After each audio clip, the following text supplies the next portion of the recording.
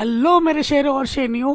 अगर आज आप हमसे जुड़ गए हैं प्यारे बच्चों, तो मैं दावा करता हूँ बोर्ड एग्जाम 2027 में आप 100 में से 100 गणित में लेके ही आएंगे। ये दावा है, क्योंकि मैं जिस हिसाब से गणित पढ़ाता हूँ उतना पूरे यूट्यूब में आपको ढूंढने से भी नहीं मिलेगा। और जैसे जिस आसानी के साथ मैं प्रश्न बताऊंगा और जो क्वेश्चन मैं कराऊंगा, वो सारे क्वेश्चन आपको बोर्ड एग्जाम में मिलेंगे, चाहे आप किसी भी हिंदी मीडियम बोर्ड से क्यों ना हो। वीडियो को लाइक कर दो और वीडियो को चलो स्टार्ट करते हैं। ठीक है, प्रश्नावली को शुरू करने से पहले इसके बेसिक को जान लेते हैं, क्योंकि हम प्रश्न सीखेंगे, हम प्रश्नों को रटेंगे नहीं। ठीक है, मैथ आपको तभी आसान लगेगी जब आप चीज़ों को सीखोगे, रटोगे नहीं।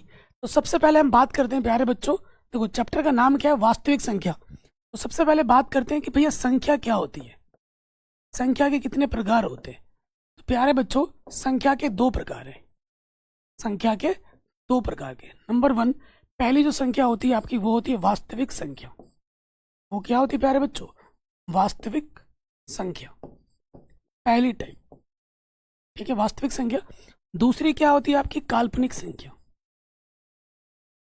दूसरी क्या होती है, काल्पनिक संख्या। ठीक, उसके बाद अगर हम बात करें, वास्तविक संख्या के भी दो पार्ट्स होते हैं। ठीक है, कौन कौन से, एक होता है परिमेय संख्या, परिमेय संख्या। ठीक है, जिसके बारे में हम डिटेल में सीखेंगे और पढ़ेंगे प्रश्नावली 1.2 में। और एक होता है अपरिमेय संख्या। ठीक है, तो परिमेय संख्या और अपरिमेय संख्या के बारे में हम डिटेल में जानेंगे प्रश्नावली 1.2 में। अभी आपके मन में आ रहा होगा कि भैया ये जो आपने लिख दिया काल्पनिक संख्या, ये क्या होता है, क्या ये हमारे सिलेबस में है? तो कक्षा 10 की गणित में सिर्फ आपका वास्तविक संख्या आएगा, काल्पनिक संख्या आपके सिलेबस में ही नहीं है। तो अगर आप जानना चाहते हैं कि भैया ये काल्पनिक संख्या क्या होती है, तो थोड़ा जान भी लेते हैं। जैसे मैंने एक प्रश्न दिया उदाहरण के तौर पर, जैसे मैंने यहाँ लिखा हल करो, एक प्रश्न दे देता हूँ, हल करो x² + 1 = 0, x का मान ज्ञात करो। आप बोलोगे भैया ये तो एकदम हलवा है, एकदम आसान है, प्लस का एक इधर ले लो, माइनस के एक। भैया अब ना आपको क्या करना है, वर्गमूल ले लेना है, माइनस का एक। तो भैया ये चीज जो आ गई है अंडर रूट के अंदर, क्या आ गया, माइनस के अंदर अंदर आ गया चुका है ना, यहाँ पे हम आके अटक जाएंगे, क्योंकि अंडर रूट के अंदर जब अगर माइनस आ गया है तो आप समझ लो कि वो है काल्पनिक संख्या। ठीक है, और ये सब चीज आप पढ़ोगे सीखोगे कक्षा 11 में। ठीक है, वहां पे हम सीखेंगे, लेकिन अभी आपके सिलेबस में ये नहीं है। तो यहाँ से कॉन्सेप्ट आता है काल्पनिक संख्या का। कभी भी अंडर रूट के अंदर नेगेटिव आता है ना, माइनस आता है, तो वहां पर आता है काल्पनिक संख्या का कॉन्सेप्ट, काल्पनिक संख्या, और वो हमारे सिलेबस में ही नहीं है। तो संख्या दो प्रकार की होती है, वास्तविक संख्या, काल्पनिक संख्या। वास्तविक संख्या के दो प्रकार है, एक है परिमेय संख्या, ठीक है, और एक क्या है बाबू, एक है अपना अपरिमेय संख्या। एक परिमेय संख्या और एक अपरिमेय संख्या। परिमेय संख्या क्या होती है, अपरिमेय संख्या क्या होती है, ये हम जानेंगे प्रश्नावली 1.2 में। प्रश्नावली के हिसाब से मैं चीज़ों को बता रहा हूँ और सिखा रहा हूँ। ठीक है, उसके बाद हम बात करते हैं, दो चीज़ें मुझे आपको बतानी है, भाज्य संख्या और अभाज्य संख्या के बारे में, जो आप पहले से ही जानते होंगे। तो यहाँ मैं लिख देता हूँ भाज्य संख्या। क्या लिखता हूँ, भाज्य संख्या। देखिए, भाज्य संख्या क्या होता है, ऐसी संख्या, ऐसी संख्या जिसके संख्या जिसके जिसके दो से अधिक, दो से अधिक गुणनखंड हो, अधिक गुणनखंड हो। ऐसी संख्या जिसके दो से ज्यादा गुणनखंड हो, उसको हम क्या कहते हैं प्यारे बच्चों, उसको हम कहते हैं भाज्य संख्या। अब आपको मैं उदाहरण देता हूँ कि उदाहरण से दूध का दूध और पानी का पानी होगा। ठीक है, जैसे मैंने यहाँ पर एक संख्या लिख ली 4, यहाँ मैंने एक संख्या लिख ली 6, और मैंने यहाँ पर संख्या लिख ली 8। अब देखो 4 किस किस संख्या से विभाजित होता है। ठीक है, ये देखो, तो 4 विभाजित हो जाता है दो के भाड़े में 4 आता है, 2 दूनी 4, 4 से विभाजित होता है, 4 एकम 4, और एक, हर एक संख्या एक से विभाजित होती ही होती है ना। तो ये संख्या देखिए, इसके गुणनखंड कितने, 1 2 3 है। ठीक है, अब देखिए 6, देखिए 6 किससे कट रहा है, 2 से कट रहा है, 6 3 से भी कट रहा है, 6 6 से भी कट रहा है, और 6 1 से भी कटता है। तो 6 के कितने गुणनखंड हो गए, 1 2 3 4, 2 से ज्यादा है यानी कि भाज्य है। 8 देखो, 8 किससे कटता है? 2 से कटेगा, 4 से कटेगा, 8 8 से भी कटेगा और 1 से भी कटेगा। तो इसके 2 से 4, देखो यहाँ कितने गुणनखंड है? 1 2 3 4, 4 गुणनखंड है। 2 से अधिक है यानी कि भाज्य संख्या है। ठीक है, अब हम बात करेंगे अभाज्य संख्या के बारे में। यहाँ लिख देता हूँ अभाज्य संख्या। अभाज्य संख्या ये क्या होती है? अभाज्य संख्या क्या होती है? संख्या संख्या जिसके संख्या जिसके केवल केवल 2 गुणनखंड हो, केवल 2 गुणनखंड हो। ठीक है, ऐसी संख्या जिसके सिर्फ 2 ही गुणनखंड हो, खुद और एक, उसे हम क्या कहते हैं? अभाज्य संख्या कहते हैं। उसे हम अभाज्य संख्या कहते हैं। मैं उदाहरण देता हूं आपको, उदाहरण देता हूं। जैसे मैंने एक संख्या यहाँ लिख ली 2, एक लिख ली मैंने 3, एक लिख ली मैंने 5। अब 2 3 5 ये किससे कटेंगे? देखो, 2 2 से विभाजित होगा और 2 1 से विभाजित होगा। इसके सिर्फ 2 ही गुणनखंड हैं, ना 2 से ज्यादा ना 2 से कम, 2 ही हैं, केवल 2, खुद और एक। तो ऐसी संख्या को हम क्या कहते हैं? अभाज्य संख्या कहते हैं। यहाँ देखिए, 3 3 से कटेगा और 1 से कटेगा, 5 5 से कटेगा और 1 से कटेगा। तो ऐसी संख्या जिसके सिर्फ 2 ही गुणनखंड हो, खुद और एक, तो ऐसी संख्या को हम क्या कहते हैं? अभाज्य संख्या कहते हैं। ये मैं आपको क्यों बता रहा हूँ? क्योंकि इनकी जरूरत पड़ेगी आगे। ठीक है, तो समझ गए संख्या क्या होती है, संख्या के प्रकार मैंने बता दिया आपको, भाज्य संख्या अभाज्य संख्या के बारे में भी आपको मैंने बता दिया। ठीक है, चलिए अब हम आ जाते हैं एक प्रमेय पर। जबरदस्त प्रमेय है, एग्जाम में इस प्रश्न आता ही आता है। ठीक है, यहाँ लिखा हुआ है अंकगणित की आधारभूत प्रमेय। ये हिंदी में लिखा हुआ है, मैं आपको समझा देता हूँ ये यहाँ पर प्रमेय क्या लिखी हुई है। ये प्रमेय क्या कहती है? दुनिया की कोई भी भाज्य संख्या हो, उसे हम अभाज्य संख्या के गुणनफल के रूप में लिख सकते हैं। बस इसका जो क्रम है वो इधर से उधर हो सकता है, लेकिन यूनिक होता है। कैसे? इसका मतलब क्या है, देखिए, जैसे मैंने एक संख्या लिख ली 18, 18 एक भाज्य संख्या है। तो इसको अगर मैं गुणनखंड करूं, गुणनखंड करना आपको आता होगा, प्लीज़ मुझे कमेंट कर देना, मुझे बता देना प्यारे बच्चों, आप लोग सभी, कि आप सबको विभाजिता का नियम आता है कि नहीं आता है, कि कौन सी संख्या 2 से विभाजित होती है, कौन सी संख्या 3 से विभाजित होती है, कौन सी 5 से होती है, कौन सी 4 से होगी। ये जो छोटे मोटे नियम है 2 से लेके 10 तक, आपको आते हैं कि नहीं आते? अपनी छोटी कक्षाओं से सीखा होगा। अगर आते हैं तो बहुत बड़ी बात, अच्छी बात है। नहीं आता है तो शर्माओ मत, मुझे कमेंट कर देना। मैं एक छोटा सा वीडियो बना दूंगा 5-10 मिनट का, उसमें आप सब कुछ सीख जाओगे। क्योंकि कक्षा 10 में पढ़ते हो तो ये मान के चल रहा हूँ कि आप लोगों को पहले से ही आता है। ठीक है, तो देखिए, इकाई के स्थान पर 8 है तो 2 से कटेगा, 2 9 18। अब ये 3 से कटेगा, 3 3 9, 3 एकम 3। जब तक नीचे 1 ना आ जाए तब तक हम गुणनखंड करते हैं। तो यहाँ देखिए, मैं 18 को कैसे लिख सकता हूँ? 2 कितनी बार है? 2 एक बार है। 3 कितनी बार है? 3 2 बार है। ठीक है, इसको या तो ऐसे लिखो या मैं इसको ऐसे भी लिख सकता हूँ कि 3 को पहले लिख लिया और 2 को बाद में। तो ऑर्डर से कोई फर्क नहीं पड़ता इधर से उधर, लेकिन ये जो एक्सप्रेशन आया है, ये जो प्रसारित रूप आया है, ये वैसा का वैसा रहेगा, ये कभी नहीं बदलता। हो सकता है 2 पहले आए या 2 बाद में आए, उससे कोई फर्क नहीं पड़ता, लेकिन इसका जो क्रम है वो निर्धारित रहता है। अब देखने वाली बात क्या है बाबू, कि ये जो 18 है ये एक भाज्य संख्या है। 18 क्या है दोस्त? एक भाज्य संख्या है ना। लेकिन ये जो 2 है, ये जो 3 है, ये क्या है प्यारे बच्चों? ये है अभाज्य संख्या। ये क्या है प्यारे बच्चों? ये है अभाज्य संख्या। तो प्रमेय क्या कहती है कि भैया दुनिया का कोई भी आप ले लो भाज्य संख्या, उसे आप अभाज्य संख्या के गुणनफल के रूप में लिख सकते हैं। ये प्रमेय क्या होती है? यही प्रमेय है अंकगणित की आधारभूत प्रमेय। देखो पढ़ लेता हूँ।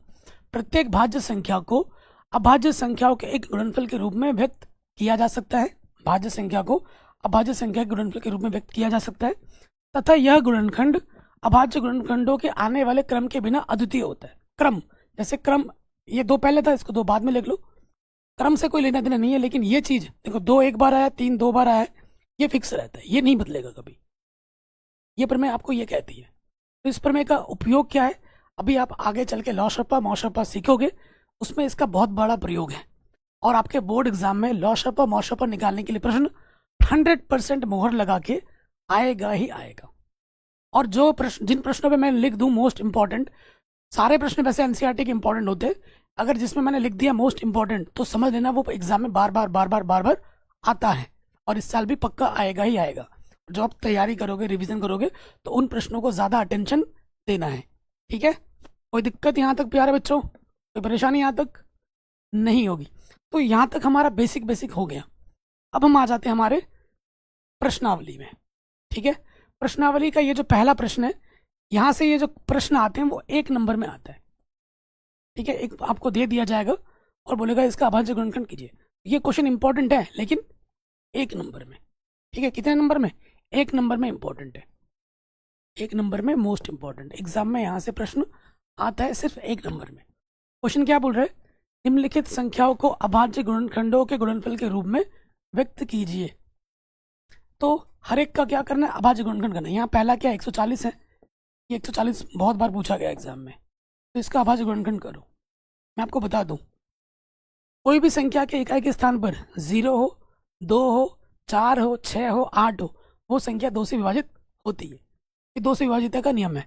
इकाई के स्थान पर 0 है, 2 से कटेगा, 2 सत्ते 14, पीछे से 0 आ गया, फिर 2 से कटेगा, 2 3 6, 1 बचा, 10 हो गया, 2 5 10। इकाई के स्थान पर 5 हो या 0 हो, 5 से विभाजित होता है, तो 5 सत्ते 35, 7 एकम 7। ठीक है, तो हम 140 का गुणनखंड लिखेंगे। कैसे होगा? 2 कितनी बार आया है बच्चों? 2 2 बार आया है, 5 1 बार आया है और हमारा 7 1 बार आया है। ठीक है, कोई दिक्कत? ये 140 का क्या आ गया? अभाज्य गुणनखंड, प्राइम फैक्टराइजेशन। चलिए आगे बढ़ते हैं, सेकंड वाले में आ जाओ। 156 का करेंगे हम। 156 का क्या करना है? अभाज्य गुणनखंड करना है। करते हैं, 2 से काटेंगे, 2 सत्ते 14, 1 बचा, 2 अट्ठे 16, फिर 2 3 6, ठीक है, 1 बचा, 2 9 18, फिर 3 से कटेगा, 3 एकम 3, 3 3 9, और ये आ जाएगा 13 एकम 13। जब तक नीचे 1 ना आ जाए तब तक काटते रहना है। और ये नहीं कि डायरेक्ट 4 से काट दिया, डायरेक्ट 6 से काट दिया, ऐसे नहीं। छोटी से छोटी संख्या है और यहाँ पे जो भी संख्या होगी वो क्या होगी? अभाज्य संख्या ही होगी। इस चीज़ का विशेष ध्यान रखना है। तो देखो 156 को मैं लिख सकता हूँ, 2 कितनी बार है? 2 है 2 बार, 3 है 1 बार और 13 है 1 बार। ठीक है, ये 156 का क्या आ गया? अभाज्य गुणनखंड आ गया, कोई दिक्कत नहीं है।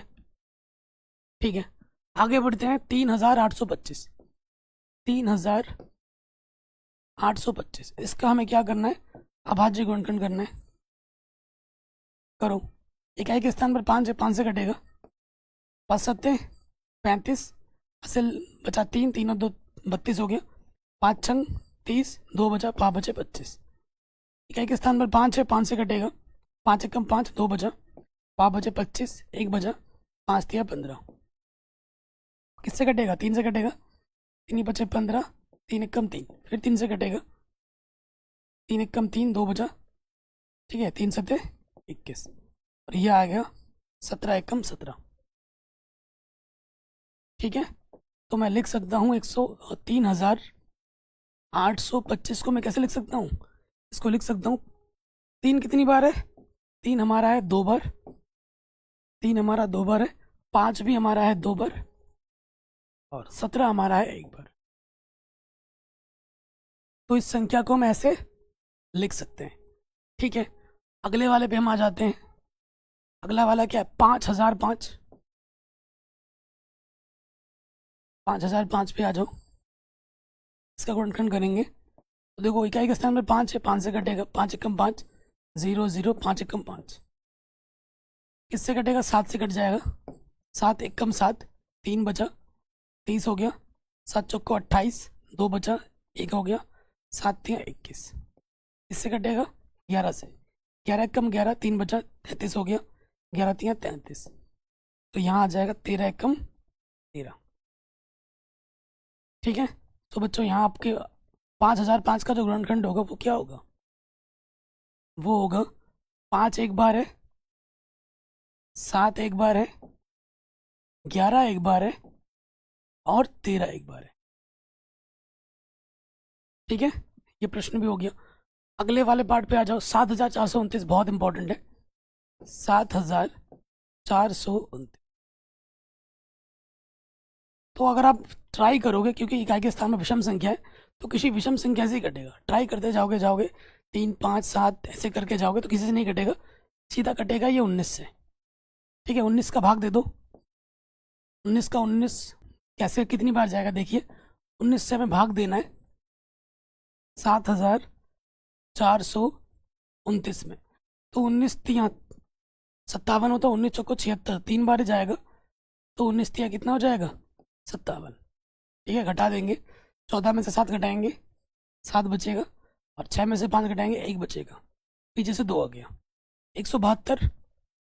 172 आ गया तो लगभग 190 के आसपास है, तो 9 बार तो जाएगा ही जाएगा। 9 से गुणा करेंगे, 9 9 81, हासिल लगा 8, 9 एकम 9 और 8 कितना हो जाएगा? 17। घटाएंगे तो क्या बचेगा? 1, और यहाँ से 1 आ जाएगा। 19 एकम 19। ठीक है, पूरा पूरा भाग चला गया, पूरा पूरा ही जाएगा। तो कितनी बार गया? 391 बार गया। ठीक है, अब कितने किससे भाग जाएगा? 20 से तो जाएगा नहीं, 21 से देखे देंगे। 21 से ट्राई करके देखो। 21 का 21, 21 दूनी 21 दूनी होता है 42, ज़्यादा हो जाता है। मैं भाग देके देखता हूँ 21 से। ठीक है, 21 से भाग देंगे, क्या 17 से जा सकता है? वो भी ट्राई करके देख लो एक बार। 17 दूनी 17 से देख के देखते हैं। 17 दूनी 34, 34 घटाएंगे तो क्या बचेगा? 5 बचेगा। 17 तिया 51, हाँ 17 से जा रहा है। और 23 एकम 23, 21 से नहीं जाता, 23 से जाता। तो इसका जो गुणनखंड होगा 7,429 का जो गुणनखंड होगा वो होगा 19 गुणा 17 गुणा 23। ये हमें हमारा क्या मिल जाएगा? उत्तर। कोई भी दिक्कत हो, परेशानी हो, आप एक बार वीडियो को दोबारा देख सकते हैं। ठीक है, जबरदस्त क्वेश्चन था। अब हम बढ़ते हैं अगले प्रश्न में, जो कि बहुत ही शानदार, बहुत ही शानदार और very very very important question है। मैंने बोल दिया ना इंपॉर्टेंट, तो भाई इंपॉर्टेंट, मोस्ट इंपॉर्टेंट है। यहाँ से क्वेश्चन आते हैं बड़े नंबर में। ठीक है, कह रहे पूर्णांकों के निम्नलिखित युग्मों के HCF, HCF मतलब मॉशॉप, LCM मतलब लॉशॉप, ज्ञात कीजिए, इसकी जांच कीजिए कि दो संख्याओं का गुणनफल इसके बराबर होता है। और ये जो नियम है वो सिर्फ दो संख्याओं के लिए होता है। अगर आप दो संख्या का लॉशॉपा और दो संख्या का मॉशॉपा निकाल रहे हो तो उसमें ये प्रॉपर्टी लगेगी ही लगेगी कि भाई दो संख्या का जो गुणनफल है ना, दो संख्याओं को गुणा करोगे वो किसके बराबर होगा? उसके LCM और HCF के बराबर होगा। इसे कॉपी में अच्छे से लिख लेना, खुद में एक नियम है। और ध्यान दीजिए, नोट करके लिख लेना, क्योंकि कई बार बोर्ड एग्जाम में ना ऐसे लिखा जाता है, HCF की जगह क्या बोल देगा? मॉशा हिंदी में। ठीक है, महत्तम समापवर्त है। और LCM को बोल देगा लॉशा, लघुत्तम समापवर्त, ऐसा भी बोल सकता है। तो ये कॉपी में नोट कर लेना। अब इसने बोल दिया है कि हमें इनका क्या निकालना है? HCF और LCM निकालना है। ठीक है, इस विधि से, गुणनखंड विधि से। तो हमारे पास दो संख्या है 26 और अगला क्या है? 91। इनका हमें क्या करना है? गुणनखंड करते। गुणनखंड 2 से कटेगा, 2 एकम 2, 2 तिया 6, 13 अभाज्य संख्या है, 13 एकम 13। फिर देखो 91 पे आ जाऊँ, 7 से कटेगा, 7 एकम 7, 2 बचा, 7 तिया 21, 13 एकम 13। अब ध्यान से देखना, 26 को मैं लिख सकता हूँ 2 एक बार है, 13 एक बार है। और 91 को मैं लिख सकता हूँ, समान संख्या के नीचे समान संख्या लिखनी है। 13 है, 13 के नीचे 13 लिखूंगा और 7 यहाँ अलग लिख दूंगा। अब ध्यान दीजिएगा, हमें क्या निकालना है? मॉशा, मॉशा बोले तो HCF, और हमें क्या निकालना है? लॉशा, लॉशा बोले तो LCM। ये दोनों चीज निकालनी है। अब जब बात गुणनखंड हो जाएगी ना, अब आपको देखना है हमें कितनी संख्या दे रखी है? 2 संख्या। तो हमें वो संख्या देखनी है जो दोनों में हो। तो देखिए दोनों में क्या है? 13 है, दोनों में 13 है। तो HCF निकालने के लिए क्या होता है, वो संख्या लेनी है जो दोनों में हो, उसके अलावा कुछ नहीं लेना है। जो संख्या दोनों में है वो लेनी है और उसकी न्यूनतम घात लेनी है। इसमें कौन क्या लिया जाता है, न्यूनतम घात लिया जाता है, न्यूनतम घात लिया जाता है। इसमें HCF में तो 13 की न्यूनतम घात क्या है, कुछ नहीं तो 1 है। 13 को एक ही बार लिखना है तो 13 आ जाएगा, यानी कि जो हमारा मौशा है वो कितना है, 13 है। अब हमें निकालना है लौशा। तो इसमें क्या होता है, अधिकतम घात लेते हैं। लौशा में क्या लिया जाता है, अधिकतम घात। देखो कैसे होगा, जो संख्या दोनों में है उसी की अधिकतम घात लेनी है। 13 की अधिकतम घात कितनी है, एक ही है। जो संख्या दोनों में उसकी अधिकतम घात लेनी है, ले लिया। अब जो संख्याएं हमारी बच गई हैं उनको गुणे में डाल दो। 2 बच गया था, 7 बच गया था, तो 13 को एक ही बार लिखना है। 7 दूनी 14, 13 गुणा 14, 13 चौके 52 का 2, हासिल लगा 5, 13 कम 13 और 5 18, 182। तो हमें हमारा जो HCF मिला है वो 13 मिला है और हमें हमारा LCM कितना मिला है, 182 मिला है। अब हमें क्या करनी है प्यारे बच्चों, जांच करनी है। हमें क्या करनी है, जांच करनी है। अगर हमारा जांच संतुष्ट होता है तो हमारा उत्तर सही होगा, अन्यथा नहीं। तो जांच पे आ जाओ, यहाँ लिखेंगे जांच। जांच क्या होता है प्यारे बच्चों, जांच होता है दो संख्याओं का जो गुणनफल होता है वो किसके बराबर होता है, वो उसके HCF गुणे LCM के बराबर होता है। दो संख्या हमारी क्या क्या है इसमें, 26 और 91 है। तो यहाँ लिखेंगे 26 गुणा 91 बराबर होगा, HCF कितना आया था 13 और LCM कितना आया था 182। इन दोनों को गुणा करोगे जो आएगा, इन दोनों को गुणा करोगे जो आएगा वो बराबर होना चाहिए। अगर बराबर आ रहा है तो आपका उत्तर सही है, अगर बराबर नहीं आ रहा तो आपने गड़बड़ की है। तो गुणा करके देखते हैं, ठीक है, गुणा करके देखते हैं। यहाँ 91 को गुणा करेंगे, नीचे गुणा कर देते हैं। 91 को गुणा करेंगे 26 से, करो 6 कम 6, 6 नम 54, 2 1 कम 2, 2 नम 18, 6 6 8 और 5 13, ये आ गया। गुणा करेंगे तो क्या आ गया, 2 3 6 6। अब इनको गुणा करो, 182 को गुणा करना है 13 से, ठीक है, गुणा करो। 3 दूनी 6, 8 3 24 का 4, हासिल लगा 2, 3 1 कम 3 और 2 5, 1 दूनी 2, 1 अट्ठे 8, 1 कम 1, जोड़ेंगे तो क्या आ जाएगा, 6 6 8 और 5 13 और ये 2, ये भी क्या आ गया 23 66। आप देख पा रहे हैं कि दोनों तरफ क्या है बाबू, बराबर आया है। यहाँ लिखेंगे चूंकि लेफ्ट हैंड साइड किसके बराबर है, राइट हैंड साइड के बराबर है, अतः अतः हमारा हमारा जांच सही है और हमारा उत्तर भी क्या है, सही है। जांच सही है तो हमारा उत्तर सही है। कोई दिक्कत परेशानी नहीं होगी, जैसे क्वेश्चन करोगे और सीखते जाओगे। आपको मैं बता दूं बच्चों, सिर्फ क्वेश्चन देखने से काम नहीं चलेगा। आप इन क्वेश्चनों को देखिए एक बार, ठीक है, अभी सिर्फ देखिए, अभी नोट मत कीजिए। एक जब देख रहे हो ना सिर्फ देखो समझो, दोबारा क्या करना है, लिखते हुए देखते हुए लिखना है, नोट्स बनाने, और उसको घर पे जाके एक बार खुद से फिर से देखना है, पन्ना पलट के एक आध क्वेश्चन खुद से सॉल्व करके, वरना बात नहीं बनेगी, ठीक है। सेकंड वाले में आ जाते हैं, 510 और 92 है। तो यहाँ लिख देता हूँ मैं 510 और यहाँ लिख दिया मैंने 92, ठीक है। इनका क्या करना है, गुणनखंड।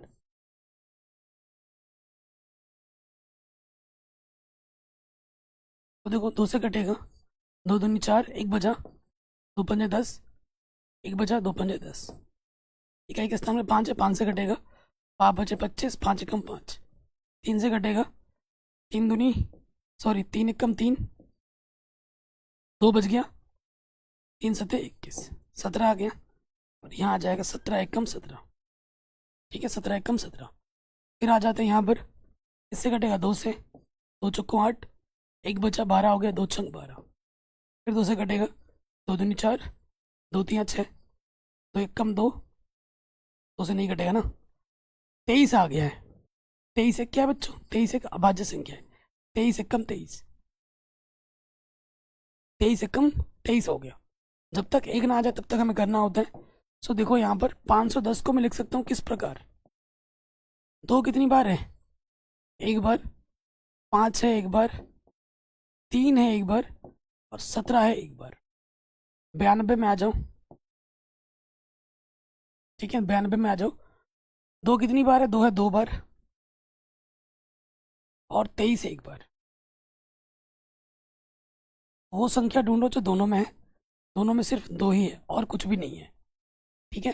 तो सबसे पहले हम क्या निकालेंगे, सबसे पहले निकालेंगे हम HCF। HCF क्या होता है, वो संख्या लेनी है जो दोनों में और उसकी न्यूनतम घात लेनी है। दोनों में बस 2 है और 2 की न्यूनतम घात क्या है, 1। हमारा उत्तर आ जाएगा 2।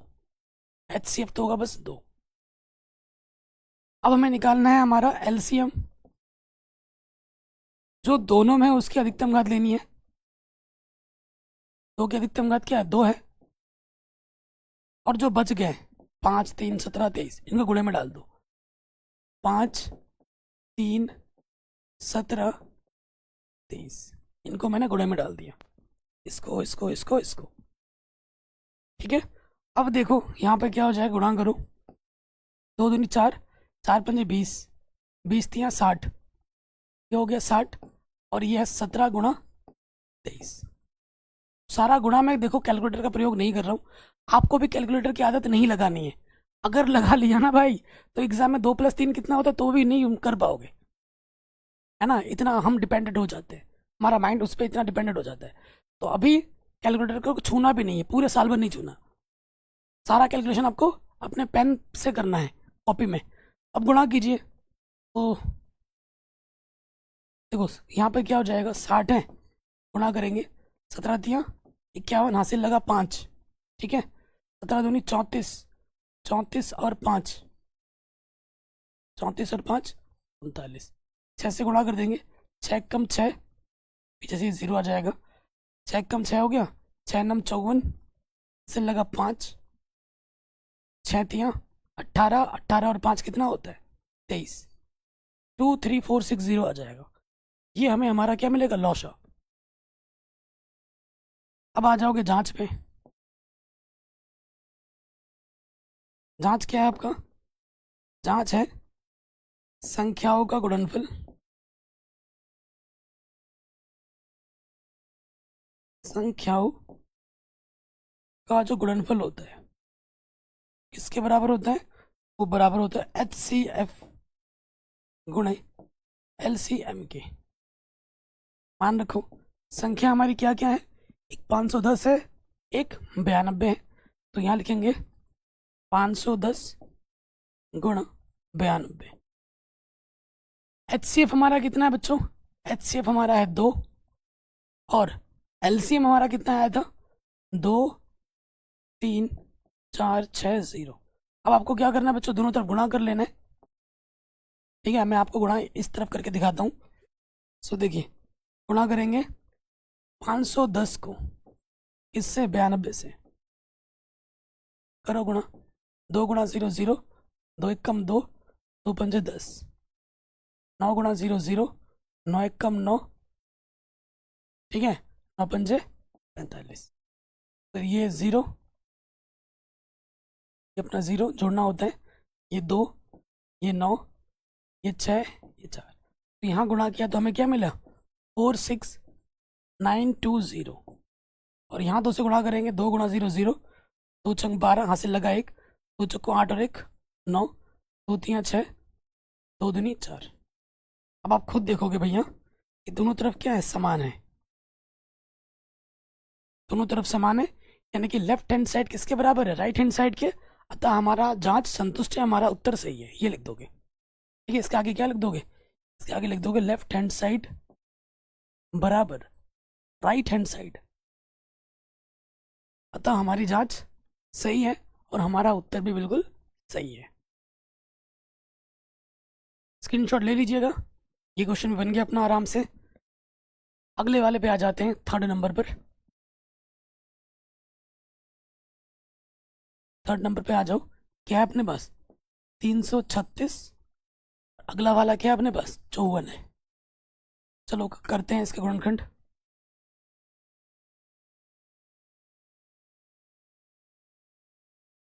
तो किससे कटेगा? ये 2 से कट जाएगा। 2 एक कम 2, 1 बचा 13 हो गया, 2 छंग 12, 1 बचा 2 अट्ठे 16। ठीक है, फिर 2 अट्ठे 16, 2 चुक्को 8, 2 चुक्को 8, 2 दूनी 4, 2 दूनी 4, 2 एक कम 2, 3 सते 21, 7 एक कम 7। जब तक एक ना आ जाए तब तक करना है। ठीक है, अब अगले वाले में आ जाओ। 2 से कटेगा, 2 दूनी 4, 1 बचा 14 हो गया, 2 सत्ते 14, 3 नम 27, 3 तिया 9, 3 एक कम 3। ठीक है, सो देखो संख्या को मैं लिख सकता हूँ। 336 को मैं कैसे लिख सकता हूँ? 336 पे आ जाओ। 2 कितनी बार है? 1 2 3 4। 2 है अपना 4 बार, 3 है अपना 1 बार, 7 है अपना 1 बार। इधर आ जाओ। 2 कितना है? 2 है 1 बार, 3 अपना है 3 बार। ठीक है, अब संख्या ढूंढो जो दोनों में है। 2 भी दोनों में है और 3 भी दोनों में है। 2 भी दोनों में है और 3 भी दोनों में है। तो अब हमें क्या निकालनी है दोस्तों? हमें सबसे पहले निकालना है HCF। यही निकाल देता हूं। जो दोनों में है उसकी न्यूनतम घात। 2 की न्यूनतम घात क्या है? 1 गुणा, अगला 3 भी है ना तो गुणा करके लिखना है। 3 की न्यूनतम घात है 1, 3 को भी एक बार गुणा करना है। तो 2 एक बार, 3 बार एक बार, 2 गुणा 3, 2 3 6 आ जाएगा। अब निकालो LCM। जो दोनों में है उसकी अधिकतम घात। 2 की अधिकतम घात है 4, 3 की अधिकतम घात है 3, और एक 7 बच जा रहा है, इसको गुणे में डाल दो। 2 को 4 बार गुणा करो, 2 दूनी 4 दूनी 8 दूनी 16। 3 को 3 बार गुणा करो, 3 तिया 9 तिया 27। गुणे में क्या है अपना 7। अब इसको गुणा करना पड़ेगा भाई। तो पहले गुणा करेंगे 27 को 7 से। करो, 7 सत्ते 49, अस्सी लगा 4, 7 दूनी 14 और 4 18, 189। 189 को गुणा करना है 16 से। 6 नम 54, हासिल लगा 5, 8 छंग 48, 48 और 5 कितना? 53, 53 का 3, हासिल लगा 5, 6 कम 6, 6 और 5 11। ठीक है, 1 नम्मा 9, 1 अट्ठे 8, 1 कम 1 4, यहाँ से 12 आ गया, यहाँ से 10 और 2 और 1 3, 3024। लौशा पर कितना आ गया? 3024। और हमारा मौशा कितना था? 6 था। ठीक है, अब हम क्या करेंगे प्यारे बच्चों? जांच करेंगे। जांच, जांच क्या होता है? जांच है आपका दो संख्याओं का गुणनफल। पहली संख्या गुणा दूसरी संख्या किसके बराबर होती है? HCF गुणा LCM होता है। ठीक है, तो देखो पहली संख्या हमारे पास कितनी है? पहली संख्या हमारे पास है 336, दूसरी संख्या हमारे पास है 54। HCF हमारे पास आया था 6, LCM आया था 3024। गुणा करेंगे सबसे पहले। देखो 336 को गुणा कर देंगे 54 से।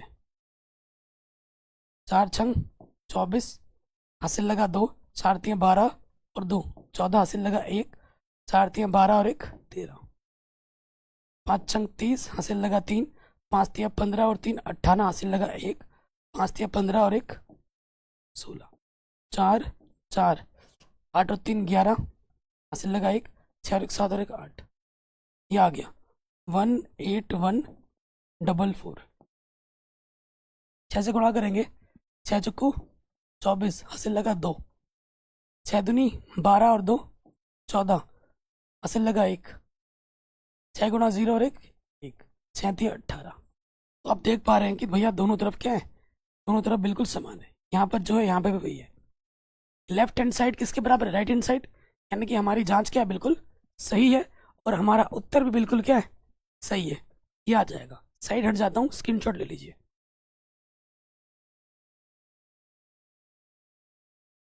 अगले प्रश्न में हम आ जाते हैं, क्वेश्चन नंबर 3। अभी तक आपने दो दो के लिए कर रहे थे, अब 3 3 वालों के लिए करोगे। 3 हो संख्या, चाहे 4 हो चाहे 10 हो, ठीक है। आपने वो मिर्ज़ापुर वेब सीरीज देखी होगी ना, वहाँ पर एक डायलॉग है। डायलॉग क्या है कि गद्दी पे हम रहे या रहे मुन्ना, नियम सबके लिए सेम होंगे, है ना, कालीन भैया बोलते हैं। तो यहाँ पे भी हमारे साथ एनसीईआरटी क्या बोल रहे हैं कि संख्या 2 रहे या 3 रहे या कितनी भी रहे, नियम सबके लिए सेम है, नियम नहीं बदलेगा। जैसा 2 के लिए तुम कर रहे थे नियम लगाकर एचसीएफ एलसीएम निकाल रहे थे, वही सेम नियम अब 3 के लिए हो जाएगा। और ये ध्यान दीजिए, जो इससे पहले जो नियम देख रहे थे कि दो संख्या का गुणनफल एलसीएम गुणा एचसीएफ होता है, वो सिर्फ 2 संख्या के लिए ही होता है। अब आप सोचो कि भैया 3 संख्या का गुणनफल एचसीएफ गुणा एलसीएम होता है, ऐसा नहीं है, ऐसा नहीं होता है। और एक टिप्स आपको दे दूं, बाकी टीचर आपको नहीं बोलेंगे। अगर आपके पास संख्या है, जैसे संख्या आपका ए है और बी है, ठीक है, इस संख्या का आपने निकाला है एचसीएफ, इन दोनों संख्याओं का, और इनका निकाला है आपने एलसीएम। 2 की जगह 3 4 कुछ भी हो जाए, तो हमेशा ध्यान रखिएगा एलसीएम को एचसीएफ पूरा पूरा भाग दे देता है, पूरा पूरा भाग देता है, ठीक है। हो सकता है ये क्वेश्चन आपको एग्जाम में पूछ दिया जाए, जो वाइवा वगैरह होते हैं ना, वहाँ पे पूछ दिया जाए, ठीक है। हमेशा ध्यान रखिए, अगर आपके पास संख्याओं का एलसीएम है और संख्याओं का एचसीएफ है, कुछ भी है, तो एचसीएफ जितना भी आएगा ना, वो एलसीएम को पूरा पूरा भाग देगा। अगर पूरा पूरा भाग नहीं जा रहा है, यानी कि उन संख्याओं का वो एलसीएम एचसीएफ है ही नहीं, ठीक है। तो ये चीज़ कोई बताता नहीं है, मैंने बता दिया, साइड में रख लेना। पहले वाले प्रश्न पे हम आ जाते हैं। हमें क्या निकालना है बच्चों, वही गुणनखंड विधि द्वारा एचसीएफ और एलसीएम निकालना है। तो संख्या यहाँ पर है 12, यहाँ पर है 15 और यहाँ पर है 21, ठीक है। ये क्वेश्चन बहुत ही शानदार जानदार एग्जाम में 12 पूछे गए हैं। 12 का गुणनखंड करो, 2 से कटेगा, 2 छंग 12, 2 तियाँ 6 और 3 एकम 3, ठीक है। 15 पे आ जाओ, 3 ही बचे 15, 5 एकम 5, फिर आ जाओ यहाँ पर, 3 से कटेगा, 3 7 21, 7 एकम 7, ठीक है। अब आप देखेंगे कि भैया 12 को हम लिख सकते हैं, 12 कितनी बार, 12 को लिख सकते हैं 2 कितनी बार है, 2 है 2 बार, 3 है 1 बार। फिर आ जाओ 15 पे, 3 के नीचे 3, 3 1 बार है, 5 1 बार है। फिर आ जाओ 21 पे, 3 1 बार है, 3 के नीचे 3 लिखा, और क्या है बाबू, 7 है। ऐसी संख्या ढूंढो, 3 संख्या दे रखी है ना अपने को, जो तीनों में हो। तीनों में क्या है अपना, सिर्फ 3 है, तो नियम वही है। तो सबसे पहले क्या निकालेंगे, एचसीएफ निकाल लेते हैं, जो तीनों में है बस वही लेना है, और न्यूनतम घात लेनी है। 3 की न्यूनतम घात 1, यानी कि 3 एक ही बार है, तो हमें हमारा एचसीएफ क्या मिला, 3 मिला। अब आ जाओ एलसीएम पे,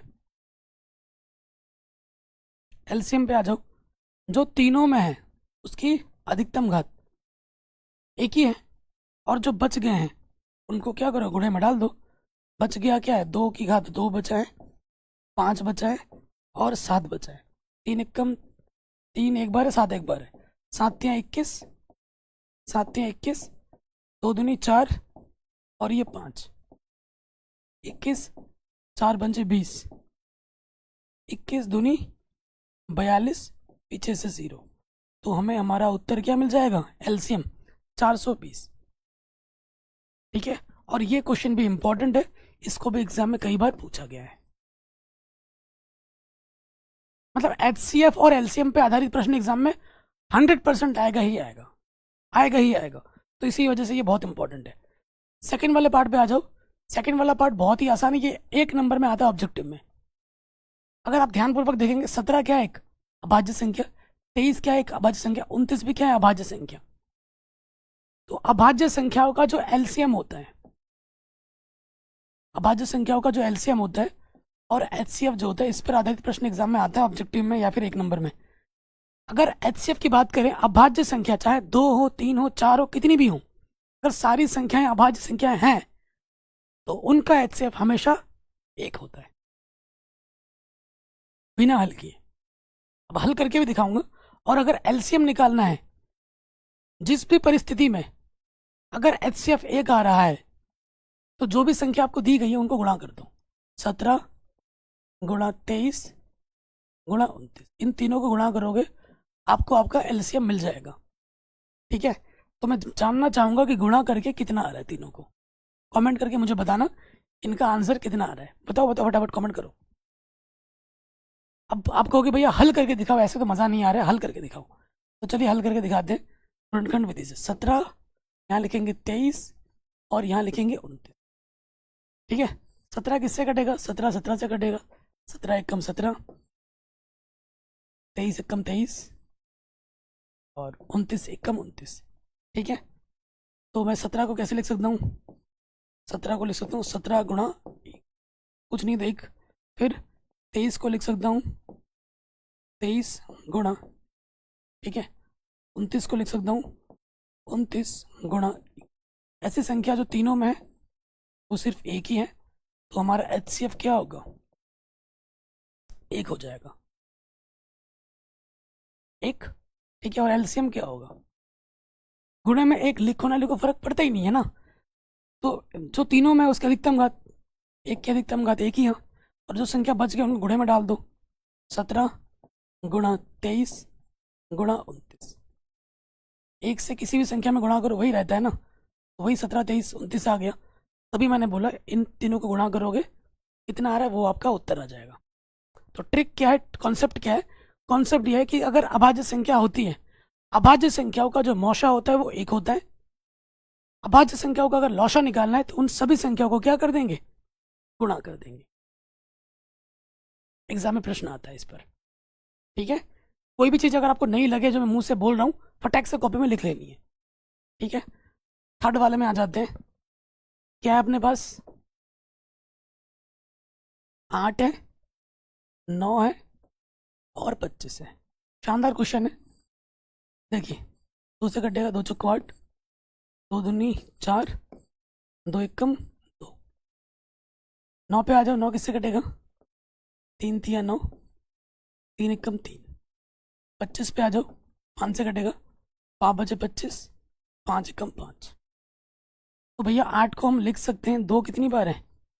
3 बार। 9 को लिख सकते हैं 3 कितनी बार है?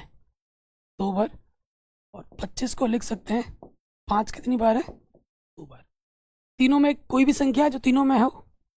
ऐसी कोई भी संख्या नहीं जो तीनों में हो, इसीलिए इसको गुणा में 1 लिख सकते हैं, है ना। तो जब ऐसी परिस्थिति आ जाए कि तीनों में कुछ भी ना दिख रहा हो, नहीं दिख रहा हो, तो उस परिस्थिति में जो हमारा HCF होगा 1 होगा। ठीक है, तीनों में जब कुछ भी नहीं है तो HCF 1 होता है। और जब जब HCF 1 होगा, मैंने थोड़ी देर पहले बोला था, जब जब HCF 1 होगा उस परिस्थिति में LCM क्या होगा? जो संख्या आपको दी गई उनको आपस में गुणा कर देना है। क्या हो जाएगा? 8 गुणा 9 गुणा 25। जब जब HCF 1 आएगा, LCM निकालने के लिए जो संख्याएं दी गई हैं उन संख्याओं को हम क्या कर देंगे? गुणा कर देंगे। तो यहाँ हो जाएगा 25 अट्ठे 200 गुणा 9, 9 दूनी 18, पीछे से 2 0 में हमारा लॉस ऑफ क्या मिलेगा? 1800 मिलेगा। ठीक है प्यारे बच्चों, कोई दिक्कत कोई परेशानी नहीं होगी। तो ये क्वेश्चन भी हमारा बड़े आराम से बन गया। ठीक है, ये क्वेश्चन एग्जाम में बार बार आता है, वेरी वेरी वेरी इंपॉर्टेंट है और है आसान, मोस्ट इंपॉर्टेंट है। 1 नंबर 2 नंबर में एग्जाम हर साल आता है। कह रहे हैं दो संख्याओं का HCF 9 है, तो दो संख्याओं का LCM क्या होगा? तो एग्जाम में कैसे लिखना है?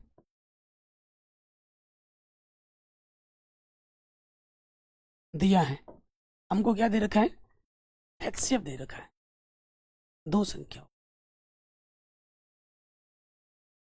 कितना दे रखा है? 9। और हमें क्या निकालना है?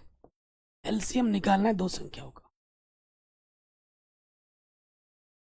657।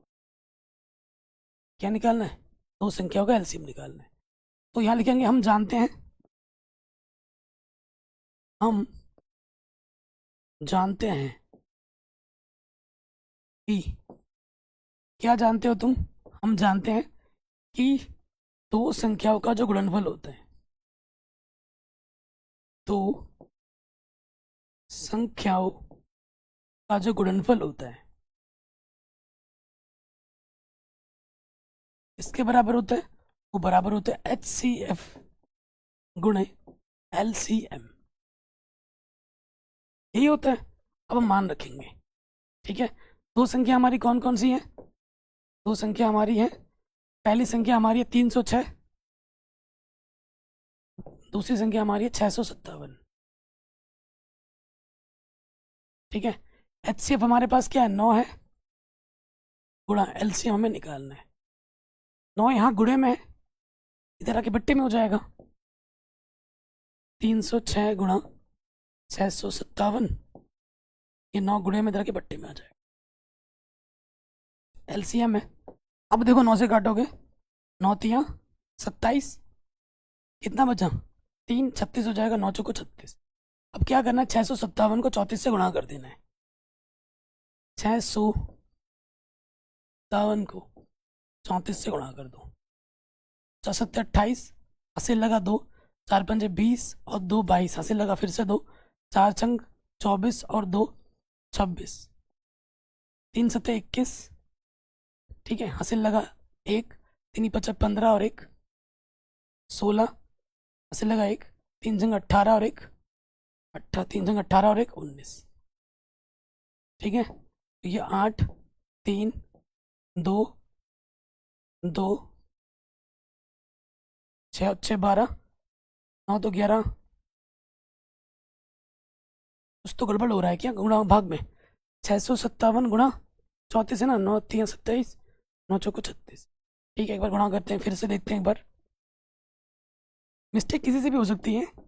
गुणा करेंगे, 4 सत्ते 28, हासिल लगा 2, 4 पंजे 20 और 2 22, हासिल लगा 2, 4 छंग 24 और 2 26, ठीक है। 3 सत्ते 21, हासिल लगा 2, 3 बचे 15, 3 बचे 15 और 2 17, ठीक है। हासिल लगा 1, 3 छंग 18 और 1। देख रहे, ये गलती हो रही थी। यहाँ से 8 8 आ जाएगा, 3 7 और 6 13, हासिल लगा 1, यहाँ से 12, ये आ जाएगा उत्तर। 22 33 8। हमें हमारा एलसीएम क्या मिलेगा? 22 33। बहुत इंपॉर्टेंट क्वेश्चन है, एग्जाम में बार बार आता है, ठीक है। आराम से बन गया। अगले प्रश्न पे आ जाओ। बहुत ही तगड़ा क्वेश्चन है, बहुत इंपॉर्टेंट है, वेरी वेरी इंपॉर्टेंट है, और बड़े नंबर में 4 नंबर में आता है एग्जाम में। मोस्ट इंपॉर्टेंट है और है आसान। कह रहे हैं, जांच कीजिए क्या किसी प्राकृतिक संख्या n के लिए संख्या 6 टू द पावर n अंक 0 पर समाप्त हो सकती है। देखो हमारे पास क्या दे रखा है? 6 टू द पावर n दे रखा है। अगर n की जगह पे मैं 1 रखूं, n की जगह पे मैं 2 रखूं, 3 रखूं, 4 रखूं या रखते जाऊं, तो यह कभी भी इकाई के स्थान पर 0 आ सकता है क्या? ये आपसे पूछ रहे हैं। चाहे को आप n की जगह कुछ भी रख दो, चाहे को कितनी बार गुणा कर लो, या कभी इकाई के स्थान पर 0 आ सकता है? ये आपसे पूछ रहे हैं। तो देखो, अगर कोई संख्या अगर इकाई के स्थान पर 0 आना चाहता है, तो उसके लिए उसके गुणनखंड में 1 बार 2 और 1 बार 5 कम से कम होना चाहिए। 1 से ज्यादा बार हो चलेगा, लेकिन कम से कम 1 बार 2 और 1 बार 5 होना ही चाहिए। अगर इससे 1 2 और 5 कोई भी नहीं होगा तो फिर 0 पर समाप्त नहीं होगा। 1 से ज्यादा बार चलेगा, लेकिन कम से कम 1 2 और 1 5 तो होना ही चाहिए, ठीक है। तो जो संख्या में दे रखी है वो दे रखी है 6 टू द पावर n। तो संख्या हमारे पास 6 है, तो हम क्या करेंगे? 6 का गुणनखंड कर लेंगे। तो क्या लिखेंगे? चूंकि 6 है ना, गुणनखंड करो, 2 तिया 6, 3 एकम 3, ठीक है। तो देखेंगे जब हमने संख्या का गुणनखंड किया, तो 6 को मैं लिख सकता हूँ 2 एक बार है, 3 एक बार है। 2 तो चलो एक बार आ गया, 5 कहाँ है? 5 है यहाँ पर? नहीं है ना। तो कम से कम 1 2 और 1 5 होना ही चाहिए था, तब जाके वो 0 पे समाप्त हो सकता था, ठीक है। तो यहां लिखेंगे चूंकि संख्या का गुणनखंड, क्योंकि संख्या का गुणनखंड 2 की पावर m गुणा 5 की पावर n, ठीक है, ये अंडरलाइन कर देना, का रूप नहीं है,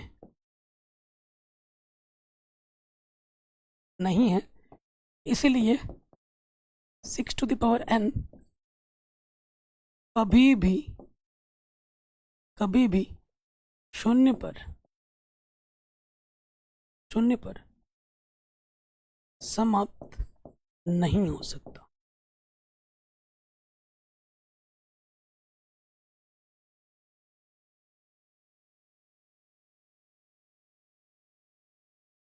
ठीक है, किसी भी प्राकृतिक संख्या n के लिए ये जरूर मेंशन करना। इतना लिखना है, और इतना सा लिखने का आपके 4 नंबर मिल जाते हैं। इतना हलवा क्वेश्चन है, बच्चे को लगता है कि भाई कितना ही टफ है। क्या टफ है भाई? अगर क्लास 2 का बच्चे को भी मैं उठा के लाके सिखा दूंगा ना, वो भी कर देगा, क्लास 2 में जो पढ़ता है। ठीक है, तो इतना आसान है। अगर आप पढ़ोगे, ध्यान से पढ़ोगे, रिवाइज बार बार करोगे, तो भाई क्लास 10 की गणित बहुत आसान है। और ये आपको भी पता है, पता लग जाएगा कि भाई 9th से भी आसान क्लास 10 की मैथ है, 9th से भी आसान है क्लास 10 की मैथ। ठीक है, अगले प्रश्न में हम आ जाते हैं। कह रहे हैं व्याख्या कीजिए कि ये संख्याएं भाज्य संख्याएं क्यों हैं। तो भाज्य संख्या कौन होती है? जिस संख्या के 2 से ज्यादा गुणनखंड होते हैं। ये क्वेश्चन भी एग्जाम में आता है 2 नंबर में, वेरी इंपॉर्टेंट है। ठीक है, वेरी इंपॉर्टेंट है। यहाँ ये वाला क्वेश्चन एग्जाम में बार बार आता है 2 नंबर में। तो देखिए, हमें बस क्या दिखाना है, ये जो संख्या दे रखी गई है, इनके 2 से ज्यादा गुणनखंड है। जैसे ही तुम 2 से ज्यादा गुणनखंड दिखा दोगे, तो ये क्या हो जाएगी? भाज्य संख्या हो जाएगी। तो यहाँ लिखेंगे, हमें क्या दे रखा है, 7 गुणे 11 गुणे 13 प्लस 13। इसको हल कर दें पहले। यहाँ देखो, यहाँ पे भी 13 है और यहाँ पे भी 13 है, तो मैं निकाल लूंगा 13 उभयनिष्ठ। 13 का भागा कम से कम दोनों में जा रहा है। 7 11 बचा, 13 एकम 13, 13 एकम 13। अब बाहर अपना क्या है, 13 है, अंदर हल करेंगे, देखो क्या आ जाएगा, 11 7 77, 77 एकम 77 होता है, प्लस 1। यहाँ अपने पास 13 है, और यहाँ पे क्या आ गया दोस्त, यहाँ पे 77 और 1 क्या आ गया, 78। और किसी भी संख्या को मैं गुणे में 1 लिख सकता हूँ, क्योंकि गुणा 1 करने में संख्या पे कोई प्रभाव नहीं पड़ता है ना। तो बाबू यहाँ क्या आ गया, 13 ब्रैकेट का मतलब क्या होता है, गुणा 78, और यहाँ गुणा है 1। तो आप देखेंगे भैया, ये अपना क्या, प्रथम गुणनखंड, प्रथम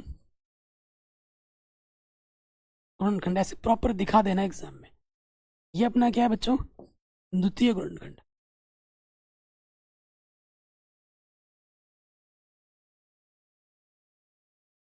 और ये अपना क्या है बच्चों, तृतीय गुणनखंड। ठीक है, तृतीय गुणनखंड। आपने संख्या के 2 से ज्यादा गुणनखंड दिखा दिए, तो संख्या क्या होगी, भाज्य होगी। तो यहां लिखना है, चूंकि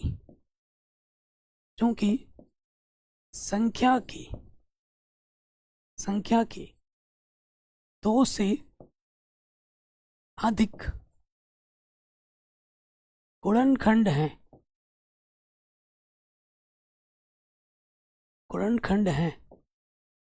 इसलिए संख्या 2 से ज्यादा गुणनखंड है, इसलिए संख्या भाज्य होगी।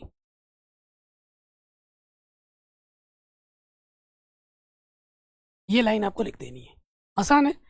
अब इसके सेकंड पार्ट पे आ जाओ। हमें क्या दे रखा है, हमें दे रखा है चूंकि 7 गुणा 6 गुणा 5 गुणा 4 गुणा 3 गुणा 2 गुणा 1 प्लस 5 है ना। तो यहाँ देखो, यहाँ पे भी 5 है और यहाँ पे भी 5 है। एक संख्या उभयनिष्ठ आ ही जाती है, तो 5 अपना उभयनिष्ठ है, 5 निकाल लिया बाहर, उभयनिष्ठ। अंदर क्या बचेगा, 7 गुणा 6 5 एकम 5 गुणा 4 गुणा 3 गुणा 2 गुणा 1, 5 एकम 5। अब गुणा करना है, देखो गुणा करेंगे तो क्या होगा, 7 छंग 42, 4 तियां 12 दूनी 24। किसी भी संख्या को 1 से गुणा करेंगे तो वही रहता है ना। तो यहाँ देखो क्या है, 5 है 24 दूनी 48, हासिल हासिल लगा 4, 24 चौके 96 और 4 100 हो जाएगा। ठीक है, प्लस का 1 है, तो ब्रैकेट का मतलब होता है गुणा, 1008 में एक जोड़ोगे तो 1009 हो जाएगा। ठीक, और किसी भी संख्या में गुणे में एक लिख सकता हूँ। सिंपल, कोई दिक्कत परेशानी यहाँ तक नहीं होगी। तो ये मेरा क्या बच्चों, प्रथम गुणनखंड। गू फॉर गुणनखंड, कुछ और मत समझ लेना। तो ये क्या अपना द्वितीय गुणनखंड, द्वितीय गुणनखंड। और ये अपना क्या बच्चों, तृतीय गुणनखंड। ठीक है, प्रथम द्वितीय तृतीय, प्रथम द्वितीय तृतीय, कोई दिक्कत परेशानी यहाँ तक नहीं होगी। तो यहाँ पे भी फिर से यही लाइन दोबारा आ जाएगी, सेम चीज। चूंकि संख्या के दो से अधिक गुणनखंड है, अर्थात संख्या क्या है, भाज्य संख्या है। ठीक है, बहुत इंपॉर्टेंट क्वेश्चन और एग्जाम में बार बार पूछा जाता है। चलिए अगले प्रश्न पे आते हैं, बहुत ही तगड़ा क्वेश्चन है, बहुत इंपॉर्टेंट है। ठीक है, बहुत कम बार पूछा गया एग्जाम में, लेकिन अच्छा प्रश्न है। इसी खेल के मैदान के चारों ओर एक वृत्ताकार पथ है, मैं आपको दिखा देता हूँ। खेल का मैदान है, और मैदान कैसा है, वृत्ताकार पथ है खेल के चारों ओर, पूरा बना के दिखा रहा हूँ। फ्रेम कर देते हैं रेड कलर से। खेल का मैदान है और ये वृत्ताकार पथ है। ठीक, वृत्त तो नहीं बना, शायद अंडा बन गया है चलो जो भी है। कह रहे हैं इस मैदान का एक चक्कर लगाने में सोनिया को 18 मिनट लगते हैं। अगर सोनिया यहाँ पर है, ये सोनिया है मान लेते हैं, सोनिया को चक्कर लगाने में कितने टाइम लगता है, 18 मिनट लगता है एक चक्कर लगाने में। ठीक है, जबकि इसी मैदान का एक चक्कर लगाने में रवि को 12 मिनट लगते हैं। मान लेते हैं ये रवि है, रवि अगर एक चक्कर लगाए तो रवि को कितना टाइम लगता है, 12 मिनट लगता है। ठीक, मान लीजिए कि वो दोनों एक ही स्थान पर हैं और एक ही समय पर चलना प्रारंभ करके एक ही दिशा में चलते हैं, कितने समय बाद वो पुनः प्रारंभिक स्थान पर मिलेंगे। बहुत ही तगड़ा क्वेश्चन है। देखिए मान लेते हैं कि ये जो सोनिया है और रवि है, दोनों एक स्थान पर आ जाते हैं। ठीक है, और दोनों एक ही दिशा में एक ही समय पर भागना स्टार्ट कर देते हैं, और कितने देर बाद वो पुनः वापस एक ही जगह पे मिलेंगे, वो आपको बताना है। देखो अगर रवि और सोनिया इस चक्कर में भागते रहेंगे दिन भर, तो कई बार एक एक दूसरे जाकर टकराएंगे, हाय हेलो बोलेंगे, है कि नहीं। अगर दिन भर ये भागते रहेंगे तो कई बार एक जगह दोनों पे आकर टकराएंगे जरूर, है कि नहीं। लेकिन सबसे पहली बार कब टकराएंगे, सबसे पहली बार कब टकराएंगे, सबसे कम समय में, है ना। और जितना ज्यादा समय होगा कई बार टकराएंगे, लेकिन सबसे पहली बार कब टकराएंगे, सबसे कम समय में टकराएंगे। और जहां भी सेंस आता है न्यूनतम का, कम का, वहां निकालना होता है एलसीएम। तो ये नोट करके लिख लो बच्चों, जहां भी प्रश्न में बात आएगी न्यूनतम, ठीक है, न्यूनतम या कम, वहां निकालना होता है एलसीएम। जहां बात आएगी प्रश्न में अधिकतम, ज्यादा से ज्यादा चीजों की, वहां निकालना होता है एचसीएफ। ये कॉन्सेप्ट कॉपी में लिख लीजिएगा, इसकी बहुत जरूरत पड़ेगी। ठीक है, तो प्रश्न को कैसे लिखना है एग्जाम में, यहां लिखेंगे, दिया है, क्या दे रखा है, रवि की जो टाइमिंग है वो थोड़ी कम है। रवि की टाइमिंग कितनी है भाई, 12 मिनट है। सोनिया की टाइमिंग ज्यादा है, तो यहां लिख देंगे सोनिया कितनी है टाइमिंग, 18 मिनट है। ठीक है, तो हमें प्रश्नानुसार क्या निकालना है बच्चों, यहाँ लिखेंगे प्रश्नानुसार। हमें रवि और सोनिया की टाइमिंग का क्या निकालना है, एलसीएम निकालना है, न्यूनतम। रवि और सोनिया का हमें क्या निकालना है, कितनी बार में आके पहली बार मिलेंगे, सबसे न्यूनतम समय, यानी कि 12 और 18 का क्या निकाल, एलसीएम निकालना है। यानी कि हमें एलसीएम निकालना है, हमें एलसीएम निकालना है 12 और 18 का, जो भी आएगा वो हमारा उत्तर होगा। तो यहाँ लिखेंगे 12, गुणनखंड करो, और यहाँ 18 लिखेंगे, उसका गुणनखंड करेंगे। 2 छंग 12, 2 तिया 6, 3 एकम 3, 2 नम 18, 3 तिया 9, 3 एकम 3। तो मैं 12 को लिख सकता हूँ, 2 कितनी बार है, 2 है 2 बार, 3 है 1 बार। फिर यहाँ पे आ जाओ 18 में, देखो 2 है एक बार, 3 है 2 बार। तो संख्या ढूंढो जो दोनों में है, 2 भी दोनों में है, 3 भी दोनों में है। हमें क्या निकालना है? हमें निकालना एलसीएम। 2 की अधिकतम घात चाहिए 2, और 3 की अधिकतम घात कितनी है? 2।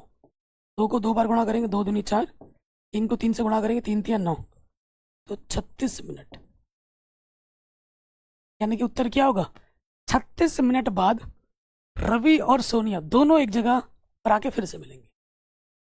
कितने मिनट बाद? 36 मिनट बाद। तो ये क्वेश्चन भी आपका बन गया आराम से। प्यारे बच्चों, मैंने उदाहरण ऑलरेडी करा दिए, उदाहरण की मैं अलग से वीडियो डाल दूंगा एप्लीकेशन पे भी और यूट्यूब पे भी। अभी आपको लग रहा होगा सर खत्म हो गया वीडियो। जी नहीं, अभी हमने जो भी सीखा है उस पे संबंधित कुछ इंपॉर्टेंट क्वेश्चन जो बोर्ड एग्जाम में पूछे गए ऑब्जेक्टिव में, वो कर लेते हैं, तो तैयारी हमारी सोने पे सुहागा साथ ही साथ हो जाएगी। प्यारे बच्चों, हाथ से हाथ जोड़ के निवेदन है, रिक्वेस्ट है कि आप अगर हमारे चैनल पर देख रहे हो तो वीडियो को प्लीज़ लाइक करें, शेयर करें और सब्सक्राइब तो ज़रूर करें, और वीडियो को शेयर कर रहे हैं अपने स्कूल ग्रुप में अपने दोस्तों के साथ। किसी प्रकार की वीडियो की जरूरत हो तो कमेंट करें, वो वीडियो आपको तुरंत मिल जाएगी आपके नाम के साथ। और आप हमारे एप्लीकेशन को ज़रूर ज्वाइन कर लें, डाउनलोड कर लीजिए, लिंक्स में डाल दूंगा। एप्लीकेशन का नाम है मैथमेटिक एनालिसिस, प्ले स्टोर पर मिल जाएगा। ठीक है, ये वीडियो आपको यूट्यूब पर मिल जाएगी, लेकिन हमारी तैयारी एप्लीकेशन पर डेली चल रही है। एप्लीकेशन पर जाके आप कोर्स ज्वाइन कर सकते हैं। ठीक है, चलिए अब कुछ इंपॉर्टेंट ऑब्जेक्टिव क्वेश्चंस करते हैं। इस प्रकार के क्वेश्चन पूछे जाएंगे, और जो क्वेश्चन मैंने लिए हैं, जो टॉपिक्स मैंने आपको पढ़ा है ना, उसी टॉपिक पे संबंधित प्रश्न ही लिए हैं और ऑब्जेक्टिव ही लिए हैं। ज़्यादा बड़े प्रश्न मैंने नहीं लिए। ज़्यादा करेंगे, टाइम के साथ करेंगे, अभी नहीं करेंगे। लेकिन अभी तो हम सीख रहे हैं बेसिक पे। कहते हैं ना, एकदम से अगर इंसान पर प्रेशर डाल दोगे तो भाई फट जाएगा दिमाग। क्यों? अभी सिंपल हम स्टेप बाय स्टेप आगे बढ़ रहे हैं।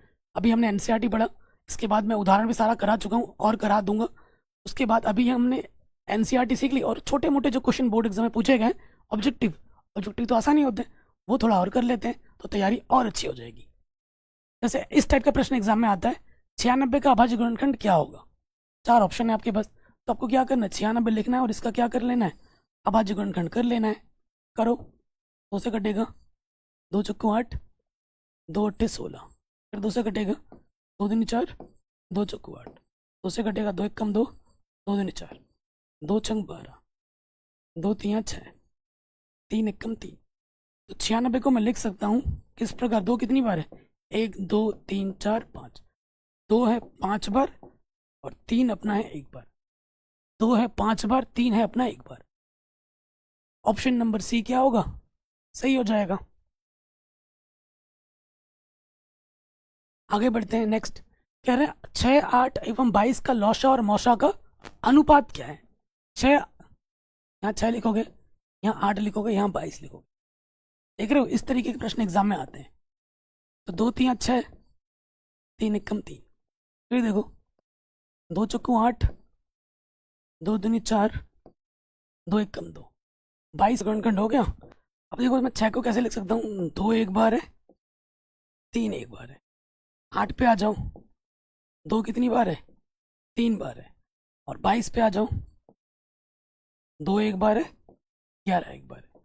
सबसे पहले वो संख्या लेनी है जो तीनों में है। HCF क्या हो जाएगा प्यारे बच्चों? जो तीनों में है उसकी न्यूनतम घात। 2 की न्यूनतम घात क्या है? 1। तो आंसर आ जाएगा सिर्फ 2। अब आ जाओ LCM, जो तीनों में उसकी अधिकतम घात, 2 की घात 3, और जो बच गए उनको गुणे में डाल दो, 3 और 11। 2 को 3 बार गुणा करोगे 8, 11 3 33, गुणा कर दोगे तो यह आ जाएगा। देखो, गुणा मत करो इसको, है ना, ऐसे ही रहने दो। हमें क्या निकालना है? लौशा और मौशा का अनुपात। अनुपात का मतलब बट्टा। लौशा क्या आया है? 8 गुणा 33। मौशा क्या आया? 2 भाग 2, 2 चौको 8, 4 से गुणा कर दो, 4 3 12, 80 लगा 1, 4 3 12 और 1 13। ठीक है। अच्छा, अनुपात बोला था क्या? तब तो करना ही पड़ेगा ना भाई मेरे।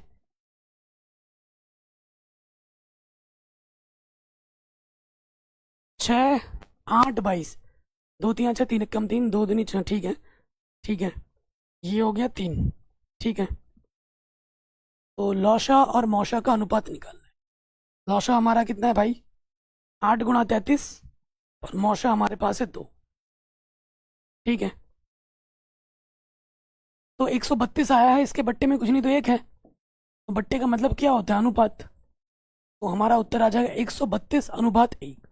132:1, पहला वाला ऑप्शन सही हो जाएगा। ठीक है, पहला वाला ऑप्शन क्या होगा? सही होगा। आगे बढ़ते हैं। कह रहे ए और बी अभाज्य संख्या, तो ए और बी का लौसा क्या होगा? अभाज्य संख्याओं का लौसा क्या होता है? उनका गुणनफल। तो ए और बी की क्या हो जाएगी? गुणा। अगर इसमें प्रश्न में बोलता है मौसा क्या होगा, तो एक होता। अगले प्रश्न में आ जाओ। दो लगातार संख्याओं का मौसा, दो लगातार संख्याओं का मौसा एक होता है। काउंटर एग्जांपल दे दूं, एक संख्या 2 है और एक संख्या 3 है। ठीक है, 2 को मैं लिख सकता हूँ, देखो 2 का गुणनखंड करोगे, 2 को लिख सकता हूँ मैं 2 गुणा 1, 3 को लिख सकता हूँ 3 गुणा 1। कुछ भी संख्या में उभयनिष्ठ नहीं है, और जब कुछ भी उभयनिष्ठ नहीं होता है तो HCF क्या होता है? एक होता है। ऑप्शन नंबर दूसरा वाला सही हो जाएगा। आगे बढ़ते हैं। सह अभाज्य संख्याओं का मौसा क्या होता है? सह अभाज्य संख्याओं का मौसा एक होता है। सह अभाज्य संख्या क्या होती है? ऐसी संख्याएं, मान लेते हैं दो संख्या ए और बी है, अगर उनका मौसा एक हो जाए, एक हो जाए, तो उन संख्याओं को हम क्या कहते हैं? सह अभाज्य कहते हैं। उन्हें हम क्या कहते हैं प्यारे बच्चों? सह अभाज्य कहते हैं। तो सह अभाज्य संख्याओं का मौसा कितना होता है? एक होता है, ध्यान रखिएगा। नेक्स्ट, कह रहे ये जो दो संख्या है इनका महत्तम समावर्त क्या होगा? तो देखो 6 को मैं लिख सकता हूँ 2 गुणा 3, और यह है x की पावर 4 गुणे में है y। 12 को लिख सकता हूँ मैं 4 3 12, यानी 2 की घात 2 गुणा 3, और यह है x, यह है y। बहुत ही तगड़ा क्वेश्चन है ये। देखो 6 को भी तोड़ दिया 2 गुणा 3, 12 को भी तोड़ दिया मैंने, 4 3 12 होता है, 4 को लिख सकते हैं 2 की घात 2।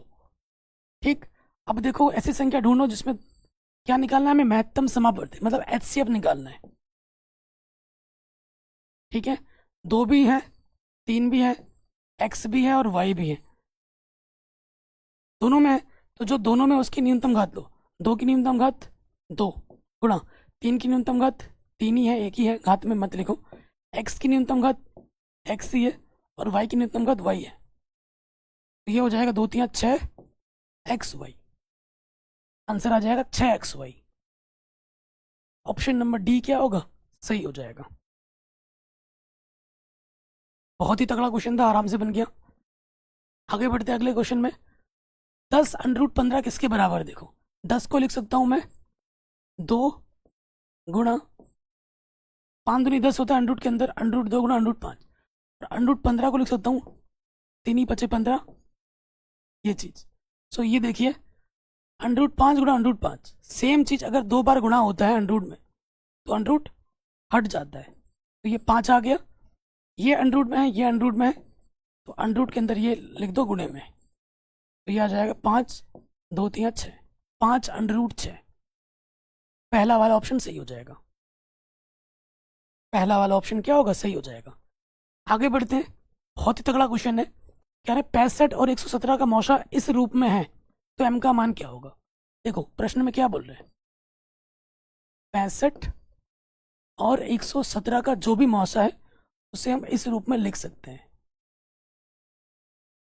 इसके मौसा को हम इस रूप में लिख सकते हैं। तो m का मान क्या होगा? तो पहले मौसा निकाल लो, 65 का और 117 का गुणनखंड कर लेते हैं।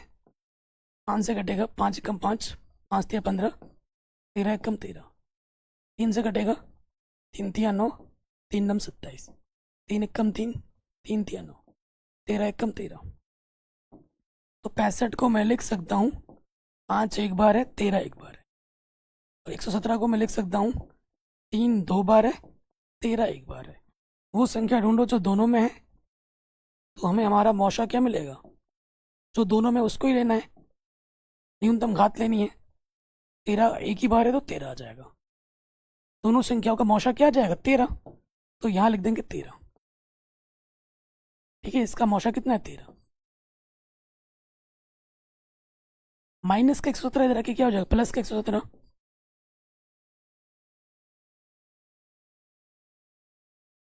जोड़ेंगे तो ये आ जाएगा 130, 65 दूनी 130। m का मान क्या आ जाएगा? 2 आ जाएगा। m का मान कितना होगा? 2। ऑप्शन नंबर बी सही होगा। बहुत ही तगड़ा क्वेश्चन एग्जाम में बार बार आता है। अगले प्रश्न में हम आ जाते हैं। कह रहे हैं दो संख्या a और 18 का लौसा 36 है तो मौसा क्या होगा। तो दो संख्या कौन कौन सी है, ये पहली संख्या और ये दूसरी संख्या। हम जानते हैं पहली संख्या गुणा दूसरी संख्या बराबर होता है HCF गुणा LCM। मान रखेंगे पहली संख्या है a, दूसरी संख्या है 18, लौसा है 36, मौसा कितना दे रखा है 2 दे रखा है। 18 गुणा में इधर के क्या होगा, बट्टे में आ जाएगा, बट्टे में आ गया। 18 दूनी 36, 2 दूनी 4, तो a का मान क्या होगा प्यारे बच्चों, 4 होगा। a का मान आ जाएगा 4। तो ये क्वेश्चन भी आपका आराम से बन गया, कोई दिक्कत नहीं। अगले प्रश्न में आ जाओ। निम्न में से कौन सी अभाज्य संख्या है। अभाज्य संख्या क्या होती है, जिसके सिर्फ दो ही गुणनखंड हो, स्वयं और एक।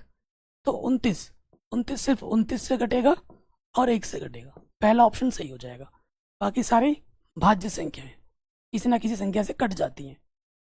अगले वाले में आ जाओ। कह रहे हैं 156 को हम ऐसे लिख सकते हैं, तो x plus y plus z का मान क्या होगा। तो 156 का गुणनखंड करो, तो कटेगा 2 सत्ते 14, 2 अट्ठे 16, 2 तिया 6, 2 नम 18, 3 एकम 3, 3 तिया 9, 13 एकम 13।